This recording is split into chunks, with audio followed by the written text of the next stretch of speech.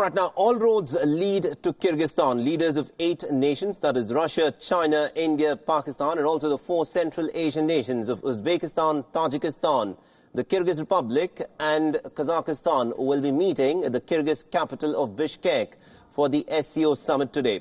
Now, India's Prime Minister Narendra Modi, of course, left for Bishkek earlier this morning. This is Prime Minister Narendra Modi's first multilateral engagement after his election last month.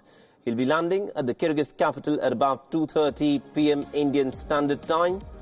He will also be holding about 3 bilateral meetings today, what are known as pull-asides. Now, the Prime Minister will be meeting with the Chinese President Xi Jinping, the Russian President Vladimir Putin, and Afghan President Ashraf Ghani.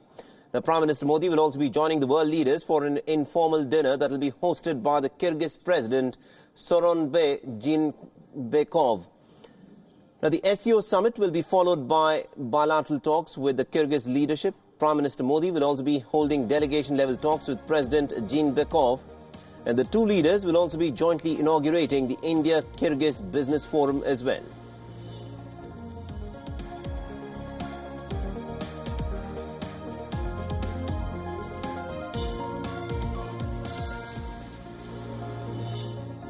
All right, now for more on this, we are joined in by my colleague Siddhant Sibal, who is presently in the Kyrgyz capital of Bishkek and is tracking all the developments very closely for us. Now, good morning to you, Siddhant. Now, this is a very significant visit by Prime Minister Narendra Modi. This, of course, is his first multilateral engagement after having been re-elected. So give us a sense of what's likely to be on agenda this today as the Prime Minister is at the SCO summit. Prime Minister Narendra Modi will be arriving here in Bishkek 2:30 p.m. Indian Standard Time, and it will be a packed day. He will be meeting Chinese President Xi Jinping, Russia's Vladimir Putin, and Afghan President Ashraf Ghani.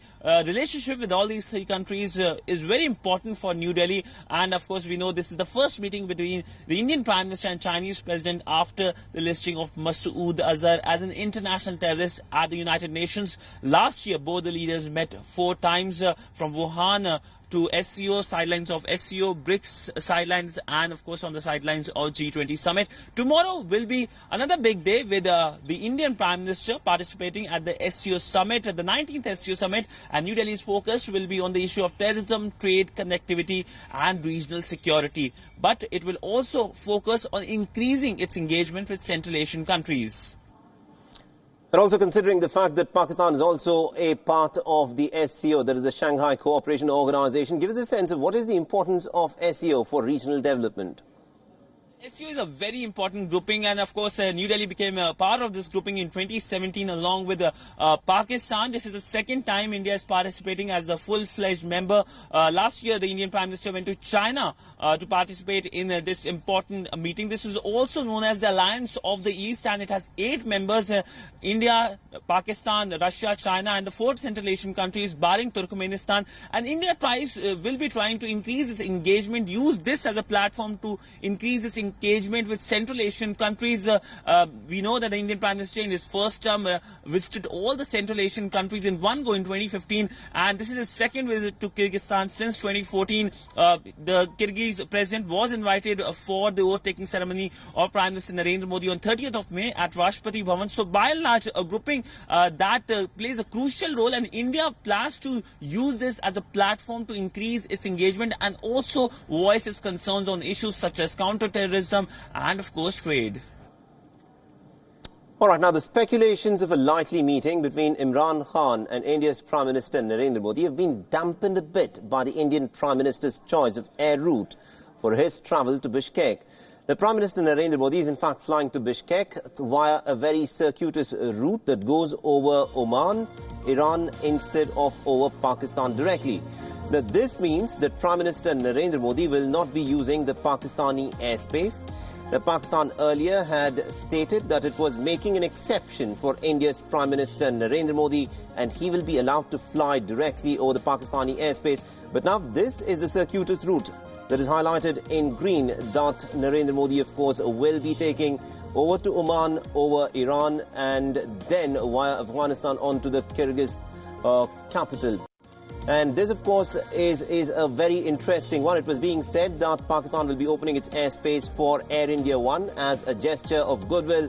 Remember, Pakistan had fully shut down its airspace on the 26th of February earlier this year after the Indian Air Force had carried out air strikes on the Jaish-e-Mohammed terror camps in Balakot. Now, since then, Indian flights are allowed to use only 2 air routes over Pakistan, and both of these routes pass through the southern part of the country. Now, every Indian passenger in general has to spend at least 4 extra hours as the Pakistani airspace had been shut down. And initially there was talk that Prime Minister Narendra Modi would fly over the Pakistani airspace, but now he's chosen to fly via this very circuitous route.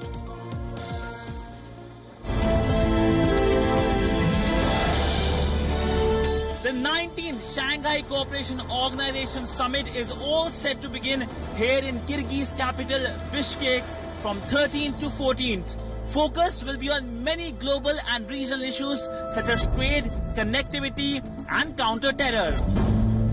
Follow me, Sudhan Sibbal, for all the latest and live updates from Bishkek, Kyrgyzstan, only on WION.